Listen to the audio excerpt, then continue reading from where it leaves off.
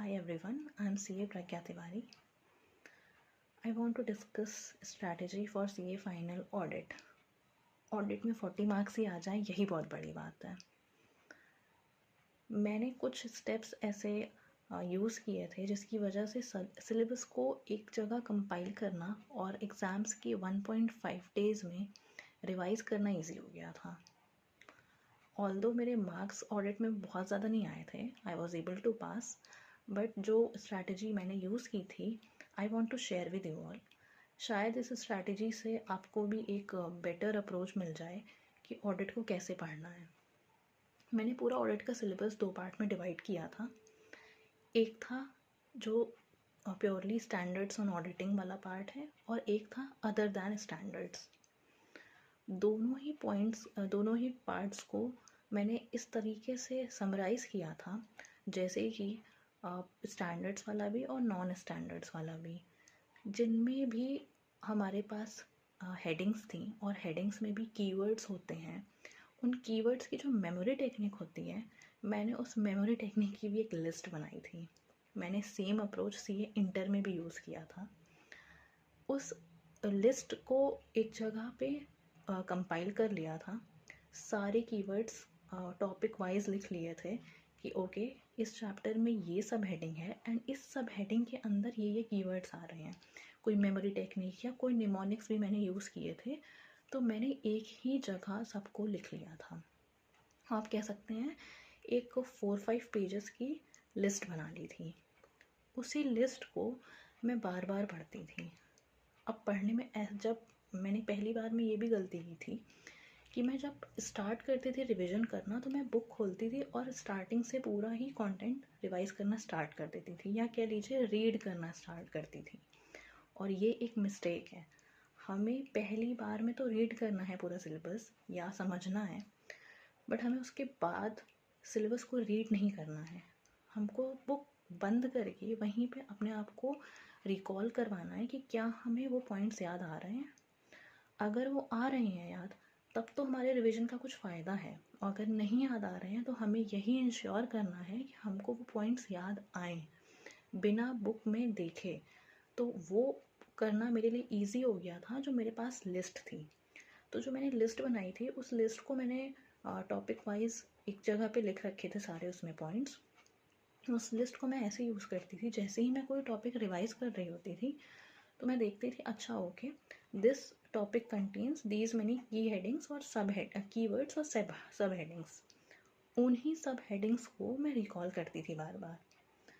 वो लिस्ट इतनी ज़्यादा कन्वीनियंट है रिवाइज करने में और उसको कैरी करने में दैट आप कहीं बाहर भी जा रहे हैं, मान लीजिए कुछ घंटे के लिए आप कहीं बाहर कहीं जा रहे हैं एंड आपको लगता है कि आप 1 घंटे आधे घंटे में रिवाइज कर सकते हैं, आप अपना टाइम यूटिलाइज कर सकते हैं, तो आप उस लिस्ट को आराम से कैरी कर सकते हैं।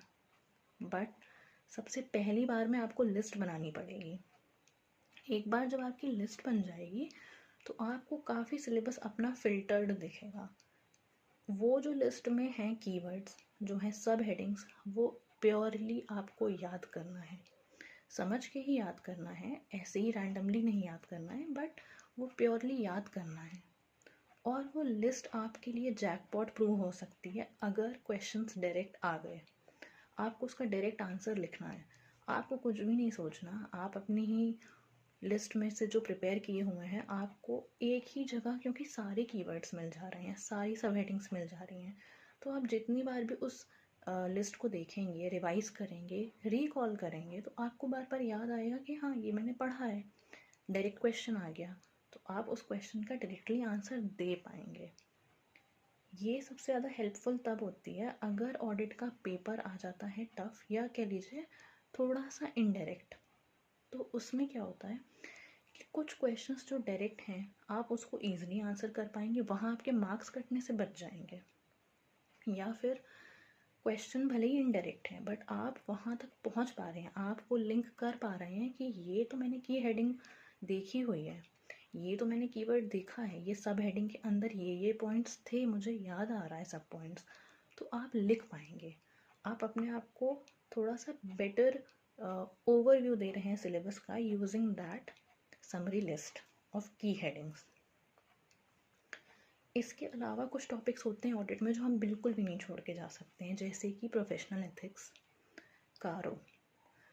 प्रोफेशनल एथिक्स के लिए अगेन मैंने एक समरी चार्ट बनाया था including all the schedules and clauses. वो मेरे लिए बहुत हेल्पफुल था। मैंने उसको अपने स्टडी टेबल के सामने ही लगा रखा था वॉल पे। जितनी बार भी मैं देखती थी आते जाते चलते फिरते, मुझे उस चार्ट पे जब मेरी नज़र जाती थी तो मैं कोई भी क्लॉज कभी भी बैठे रिवाइज कर सकती थी। उसमें मैंने स्पेशली रेड पेन से अलग जो इम्पोर्टेंट पॉइंट्स थे जो कोई क्लॉज में बहुत ज़रूरी होते हैं, मैंने वो भी उसमें लिख रखे थे, जिससे कि कोई पॉइंट मिस ना होने पाए। एक मैंने अपने हिसाब से एक कॉम्प्रिहेंसिव चार्ट बनाया था। आप भी अपने हिसाब से बना सकते हैं। एंड आई थिंक पीई को पढ़ने का बेस्ट तरीका है कि आप एक चार्ट या एक समरी तो ज़रूर बना लें। वो आपकी 1.5 डेज़ के लिए बहुत ही बेनिफिशियल होती है। इसके अलावा जैसे digital auditing and emerging areas वाले टॉपिक हैं, वो आपको प्योरली रटना है तो वो आप अपने उस समरी वाली लिस्ट में इंक्लूड कर सकते हैं वो टॉपिक्स, जो नॉन ऐसे वाला पार्ट है उसमें। फिर आता है जैसे bank audit and NBFC audit. तो इसमें मेरी स्ट्रैटेजी ये रहती थी कि मैं ज़्यादा रिवाइज नहीं कर ज़्यादा लर्न नहीं करती थी।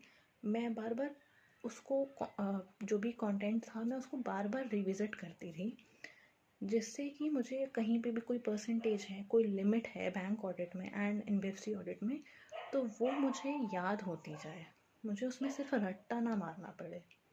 तो मैं उसको ऐसा प्रिपेयर करती थी। इसके अलावा जो बाकी कॉन्सेप्ट्स हैं मैंने उनके बारे में बताया ही कि आप उसे कैसे समराइज़ कर सकते हैं। और एग्ज़ाम में आंसर लिखना भी एक बहुत बड़ा इशू हो जाता है कि कब हमें आंसर्स पता भी होते हैं तो कभी कभी हम लिखते हैं तब भी मार्क्स नहीं मिलते हैं। तो जो थोड़ा बहुत मुझे इसमें समझ में आया है ऑडिट में, वो ये है कि हमको आंसर्स लिखने की प्रैक्टिस करनी चाहिए। अब चाहे आप वो मॉक टेस्ट पेपर सॉल्व करिए या फिर जो आपने टॉपिक पढ़ा है उसी से रिलेटेड क्वेश्चन बैंक में या पास्ट पेपर्स में देखिए कोई क्वेश्चंस आए हैं, तो आप डेली 1 या 2 आंसर्स लिख के देखिए।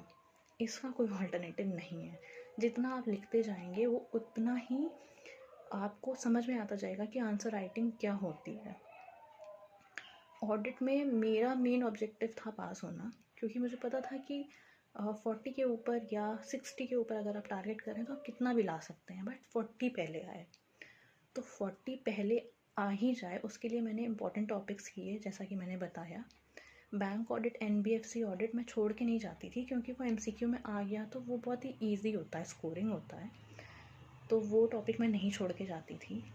इसके अलावा स्टैंडर्ड्स भी आप प्रायोरिटी बेसिस पे कर सकते हैं, बट अगर आप एक बार ये जो लिस्ट बना देंगे जो मैंने बताई, और लिस्ट में ही इंक्लूड करिए आपकी क्या क्या कीवर्ड्स हैं, क्या क्या सब हेडिंग्स हैं और उनके अंदर क्या कंटेंट है, आपने किस मेमोरी टेक्निक से उसको याद किया, और वो आप 5-6 पेजेस पलटेंगे या आपके ऐसे वाला पार्ट का और नॉन ऐसे वाले पार्ट का, अगर वो इन टोटल 15 से 20 पेजेस भी हैं, जो कि उसके अंदर ही अंदर मैंने कंपाइल किया था, मेरा 15 पेजेस के ऊपर गया नहीं होगा वो पूरी लिस्ट, तो आपको रिवीजन आपका आसान हो जाएगा। आपको एग्ज़ाम में एग्जैक्टली याद आएगा कि मैंने हाँ ये चीज़ तो ये पॉइंट तो अपने लिस्ट में इंक्लूड कर रखा था, और क्वेश्चन डायरेक्ट आ गया।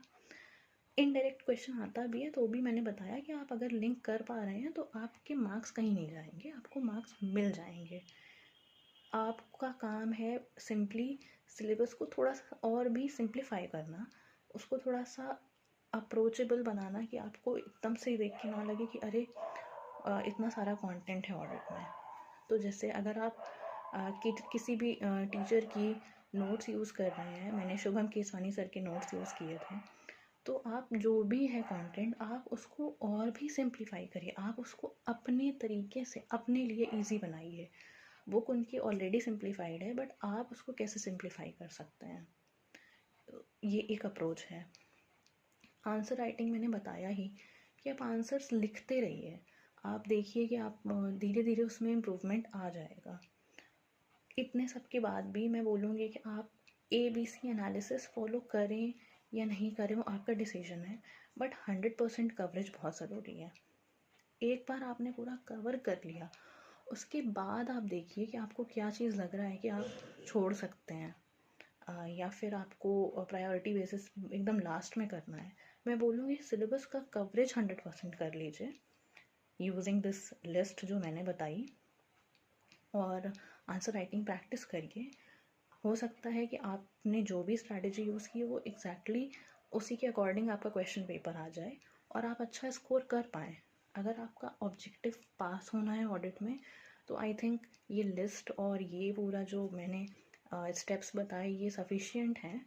एंड इसके ऊपर तो आप अगर कर पा रहे हैं और अच्छा पेपर आप लिख पा रहे हैं, आपने अच्छे से आंसर राइटिंग भी प्रैक्टिस कर रखी है, तो आपके मार्क्स तो 60 के ऊपर भी आ सकते हैं। मैंने ऑडिट को इस तरीके से सिंप्लीफाई किया था, आप भी ट्राई कर सकते हैं। एंड ऑडिट इज़ मैनेजेबल, बस थोड़ा सा उसका तरीका यही होता है एंड हम उसको उतना भी वास्ट ना समझें, हम उसको थोड़ा सा कंपाइल करने का कोशिश करें। इस स्ट्रैटेजी को प्लीज़ आप भी ट्राई करिएगा। Thank you for listening. Bye bye.